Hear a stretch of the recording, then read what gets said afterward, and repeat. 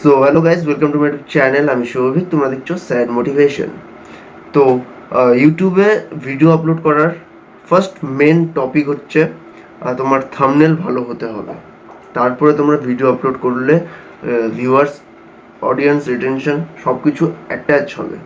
তো যেই কারণে আর কি ভিডিও আপলোড করার সময় তোমাদের থাম্বনেলটা মেন ইম্পর্টেন্ট। থাম্বনেল যদি ঠিক না থাকে তোমাদের ভিউয়ার্স ভিডিওটি দেখতে আসবে না। যে কারণে থাম্বনেলস না দেখলে লোক বুঝবে না যে জিনিসটা কী নিয়ে হচ্ছে, ব্যাপারটা কী নিয়ে, যে কারণে অ্যাট্রাকশনটা আর হবে না। তো যেই কারণে আর কি এই ভিডিওটি বানানো। আজকে আমি তোমাদেরকে ইউটিউবের থাম্বনেল কীভাবে বানাতে হয় সেটা শেখাবো। সো ইউটিউবের থাম্বনেল বানানোর জন্য তোমাদেরকে তিনটে অ্যাপের দরকার, তিনটা অ্যাপ। সো আমি আজকে তোমাদেরকে একটা মাত্র অ্যাপ দিয়ে ইউটিউবের থাম্বনেল বানানো শেখাবো।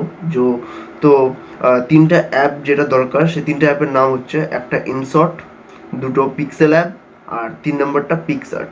তো আজকে আমি তোমাদেরকে পিক্সেল্যাব দিয়ে ইউটিউবের থাম্বনেল বানানো শেখাবো।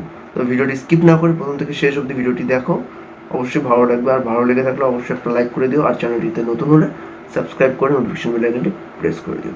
তাহলে ভিডিওটি শুরু করছি।